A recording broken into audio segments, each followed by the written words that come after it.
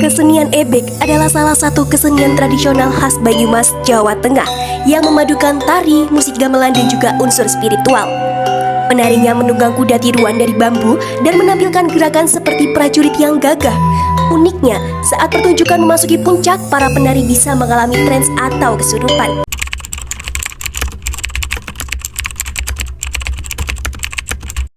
Assalamualaikum warahmatullahi wabarakatuh. Nama saya Warsono Kriswanti. Saya dari Desa Bojongsari, Kecamatan Kembaran, Kabupaten Banyumas. Saya ketua ataupun penimbul grup ebek Turonggo Jati Bojongsari. Saya selaku ketua grup kesenian ebek Klam Satria Loreng yang ada di Desa Bojongsari, Kecamatan Kembaran, Kabupaten Banyumas. Saya berdiri di seni ebek ini hampir kurang lebih 20 tahun. Untuk Klan Satria Loreng sendiri berdiri sudah berumur 3 tahun. Oke, baik Pak. Sebelumnya saya ingin menanyakan sedikit nih Pak mengenai kesenian tradisional, khususnya itu di kesenian tradisional ebek ya Pak. Jadi saya ingin meminta Bapak itu untuk menceritakan sedikit ataupun banyaknya secara nantinya mengenai kesenian tradisional ebek yang menurut Bapak ini seperti apa? Kalau pandangan saya sendiri untuk kesenian kuda kepang atau ebek untuk saat ini itu benar-benar digandrungi sama masyarakat luas lah. Karena itu juga titipan nenek moyang lah dari dulu katanya sih. Kalau saya sendiri nggak tahu persis tentang dunia ebek karena mungkin kurang mendalami juga di satu momen tertentu ini loh maksudnya. Yang jelas kalau kuda kepang atau ebek yang ada di wilayah Banyumas sendiri itu menurut saya pribadi itu sekarang ini sangat digemari ataupun disukai, walaupun banyak juga yang kadang dari kalangan masyarakat sendiri bukan menutup kemungkinan lah, banyak yang bilang katanya itu musyrik, katanya itu bertentangan dengan agama. Tapi di sini kalau saya sendiri kan menampilkan sebuah seni loh, bukan itu yang ada di grup saya sendiri, khususnya di Klan Satria Loreng. Kedepannya setiap pas pementasan itu pun dari kami itu mengadakan doa bersama, yaitu tahlilan lah, kirim doa, tawasulan setiap mau ada event ataupun mau pentas itu di lapangan ataupun di rumah ataupun di mana tempat itu pasti mengadakan yaitu doa bersama kita bareng-bareng. Mengenai ritual yang sebelum, tentu saja pada saat ingin melakukan kesenian ebek, kesenian di Banyumasan itu pasti ada beberapa ritual yang dijalankan seperti itu. Ritual seperti apa sih Pak yang masih dijalankan hingga saat ini sebelum melakukan kegiatan ataupun melakukan kesenian ebek tersebut? Kalau untuk ritual sendiri, anak itu harus bisa puasa, membersihkan diri, membersihkan hati, membersihkan organ tubuh yang sudah itu, langsung mandi malam dengan adanya ritual mandi malam. Terus kalau di bahasanya di keagamaan itu ziarah, kalau di ebek itu bahasanya Jawanya soan, yaitu minta berkah, minta tuntunan kepada yang kuasa. Siapa saja nih Pak yang biasanya itu tampil dalam pertunjukan ebek ini? Apakah ada kalangan-kalangan tertentu atau seperti apa? Oh, yang tampil dalam sebuah kesenian itu beragam, dari kalangan masyarakat bawah sampai kalangan masyarakat atas. Karena dari grup kami sendiri di Klan Satria Loreng itu bukan hanya dari anggotanya ataupun pemainnya bukan cuma dari Desa Bojongsari, tapi ada yang dari Banyumas, Sumagede, Banjar, sampai Purwokerto lah, itu berbagai itu. Jadi kami menampung untuk seniman-seniman khususnya di ebek itu, monggo yang mau bergabung sama grup kami yaitu Klan Satria Loreng, kami selalu terbuka. Nggak menutup, intinya nggak pilih-pilih orang loh, maunya monggo siapapun yang mencintai seni itu, mari kita bareng-bareng. Menurut Bapak sendiri, apa nilai penting dari kesenian ebek di Banyumasan ini? Lalu bagaimana impactnya itu terhadap masyarakat seperti generasi muda sekarang itu, bagaimana melihat kepercayaan yang masih dilakukan di kesenian ebek itu Pak? Kalau di seni ebek itu untuk teman-teman dari anak muda sekarang mengikuti, tapi sudah rubah, sudah berbeda. Kalau sekarang karena ada dunia kayak HP sangat luar biasa. Sekarang pun juga ada jadwal ebek pun, makanya ebek menjadi ramai sekarang juga banyak perempuan itu menjadi ebek. Kalau dulunya itu nggak ada perempuan yang menjadi ebek. Sekarang pun sudah malah merambah ke anak-anak kecil. Semua senang, ibu-ibu senang, bapak senang. Pertanyaan selanjutnya, yaitu apa makna atau filosofi dari tarian ebek menurut Bapak? untuk tarian ebek sendiri itu kalau di sini sih di grup kami ya, di grup Rancatira Loreng itu sebuah tari itu harus di situ punya arti, yaitu menampilkan bukan arahnya dari grup kami sendiri itu dan jiplak ataupun nggak menyontoh dari adat ketimuran ataupun adat kebaratan. Cuma memang yang di sini yang sering digarap itu tetap tarian-tarian tetap kita kiblatnya ke Banyumas lah intinya loh. Karena kalau sekarang kan banyak juga tari-tari yang niru ada tari Ganongan lah, ada yang dari Jawa Timuran yaitu Ponorogoan, itu juga banyak. Tapi alhamdulillah di Rancatira Loreng sendiri itu sebisa mungkin itu menampilkan ciri khas dari tari-tari yang ada di Banyumas. Tantangan apa nih Pak yang sudah Bapak rasakan ketika melestarikan kesenian ebek ini? Salah satunya kalau dari satunya yang jelas modal, untuk modal yang satunya. Yang untuk kalau sekarang ini sementara kalau untuk anak-anak sendiri nggak susah kita nyari untuk menjadi seorang ebek. Tapi kalau untuk nguri-uri ataupun mempunyai grup itu supaya bisa berjalan, karena sekarang jenis yang orang-orang yang nanggap itu jarang. Iya, tapi kita kebiak sendiri kalau satu pentasan aja kurang lebih, kalau semua itu hampir 8 jutaan habis satu kali pentas.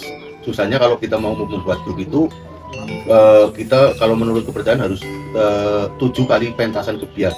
Berarti kita harus menghitung 8 juta kali 7. Itu aja. Untuk pertanyaan selanjutnya Bapak, apa saja perlengkapan atau properti yang digunakan dalam pertunjukan ebek Pak? Kalau properti itu banyak banget. Salah satunya kostum itu juga berbagai bukan cuma satu kostum. Itu ada beberapa kostum yang kita punya, yaitu jenisnya itu beda-beda. Ada mahkota, terus ada sampur. Kalau sampur itu kan selendang, terus ada ikat pinggang, terus ada jamang, terus macam-macam sih Mbak. Kalau untuk propertinya itu perlengkapan aksesoris yang seharusnya buat pemanis di pemain itu sendiri loh. Kemudian itu banyak banget properti, kalau mau diperlihatkan juga ada di sini propertinya yang nantinya kalau event itu dipakai itu banyak banget. Menurut Bapak, seberapa besar kepercayaan ini bisa membuat masyarakat lebih bangga terhadap budaya ini sendiri? Lalu apa yang bisa dilakukan supaya makin banyak orang sadar pentingnya untuk menjaga warisan budaya tradisional khususnya ebek ini Pak? Kalau memang itu supaya Banyumas bangga mempunyai seni ebek ini, karena tidak semua ebek yang ada di Indonesia sama dengan yang di Banyumas. Mungkin kalau di Banyumas sendiri itu bisa bangga karena setiap grup ataupun setiap komunitas itu beda-beda. Cara ritualnya mungkin hampir sama tapi beda. Cara tarinya mungkin sama tapi beda. Tidak sama kalau di sini. Mungkin kalau sekarang kan sudah merambah ke mancanegara juga ebek. Kita harus bangga karena ciri nama saja sudah melestarikan ebek. Ciri nama sudah melestarikan ebek, terus Malaysia, terus banyak negara-negara lain. Kenapa kita tidak bangga menjadi orang Banyumas sendiri yang nguri kesenian ebek? Karena kesenian ebek ini supaya sadar itu harus senang dengan keseniannya dulu. Karena sekarang ebek sudah kalau sekarang rata-rata sudah pada senang kalau di sini. Kalau dulu belum. Kalau sekarang belum terlalu. Kalau sekarang dari anak kecil sampai nenek-nenek sudah senang dengan ebek. Menurut Bapak sendiri, apa manfaat dari kesenian ebek ini bagi masyarakat? Kalau manfaat bagi masyarakat, khususnya kesenian ebek atau kuda lumping, khususnya yang ada di wilayah Banyumas itu menurut pandangan saya sendiri itu sangatlah bagus, karena bisa mempersatukan dari berbagai kalangan atau berbagai grup yang ada khususnya di Banyumas dari berbagai daerah. Contoh dari kalangan masyarakat sendiri di sini sangatlah antusias kalau melihat sebuah paguyuban, sebuah tontonan atau sebuah pagelaran yang khususnya ebek ataupun kuda lumping yang khususnya ada di Banyumas ini, itu bisa mempersatu.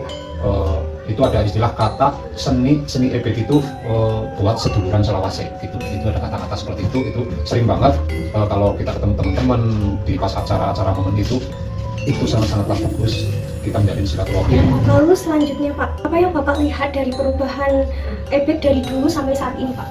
Kalau perubahan sih emang menonjol, itu perubahan sangat-sangatlah kelihatan. Kalau kesenian yang dulu di era dulu itu kalau ebek orang mendem aja itu masyarakat itu semuanya itu takut. Kebanyakan itu takut karena di situ punya wibawa yang sangat luar biasa. ya kalau udah mendem, udah jantul itu sangatlah punya wibawa yang luar biasa. Itu sangat loh Kang Aslo. Jadi dulu pun kalau ada yang pakai baju merah pasti dikejar-kejar. Itu dulu, zaman dulu.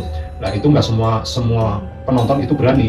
Tapi untuk yang sekarang itu enggak. Sekarang itu enggak ada yang takut karena mungkin zaman lah ya, udah perubahan zaman. Juga sekarang banyak banget anak-anak kecil yang masih sekolah, baik cewek cowok itu sekarang itu semuanya itu di situ rata-rata itu jadi enggak antusias, nggak takut sama yang namanya orang lagi jantur ataupun mendem. Untuk tariannya pun sekarang juga banyak yang mengadopsi dari luar sana loh. Kalau yang dulu itu kan masih klasik banget. Kalau sekarang kan udah di musik ini digabungkan ini buat kolaborasi loh. Kalau dulu kan nggak, tetap ya itu loh, musiknya Sekar Gadung, lecik-lecik, eling-eling, terus tarian gening-geningnya semua itu. Kalau sekarang kan udah modern, ada yang pakai organ lah, pakai inilah, pakai itu. Yang jelas perbedaannya sangatlah ya signifikan untuk efek zaman dulu sampai zaman apa yang ke sekarang. Kemudian Pak, mungkin apa yang dilakukan masyarakat atau pemerintah untuk menjaga kesenian ebek ini agar tidak hilang? Mungkin ada dukungan? Nah, dari pemerintah sendiri selama ini di bidang kesenian ebek sendiri itu ada, cuma mungkin kan kurang merata ke grup-grup yang ada di desa-desa. Karena di sini juga tergabung dalam sebuah paguyuban. Di Kecamatan Kembaran itu ada paguyuban paguyuban kesenian Kuda Kepang Kecamatan Kembaran. Itu punya wadah di situ loh. Jadi mau pentas mau apa, kita harus ada izin, kita harus ada pemberitahuan dari paguyuban Pakem sendiri. Di situ juga ada lagi yang di atasnya Pakem, yaitu Pakumas. Kalau Pakumas itu meliputi Kabupaten Banyumas. Nah itu yang jadi wadah paguyuban, wadah grup-grup yang ada di desa-desa itu. Kalau di Kecamatan Kembaran saya punya ke Pakem. Dari tim Morakubar pun sering mengadakan event-event seperti itu, cuma kurang merata paling ya 3 ataupun 4 grup diadakan pentas, dana dari pemerintah itu juga sudah beberapa kali diadakan seperti itu. Bantuan ataupun perhatian dari pemerintah sendiri itu kurang, apalagi di Kecamatan Kembaran itu kalau mau pentas itu biayanya sangat mahal. Kakak, bagaimana peran kesenian ebek dalam kehidupan masyarakat?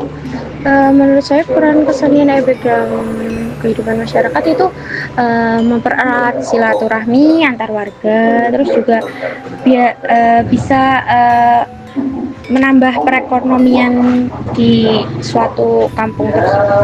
Oke, pertanyaan selanjutnya, adakah harapan untuk pelestarian kesenian ebek di masa yang akan datang? Harapannya sih agar kesenian ini itu tetap lestari kayak gitu, tetap dijalanin, jangan sampai hilang. Baik, terima kasih kepada Kak Anissa yang telah memberi kesempatan kepada saya untuk melakukan wawancara.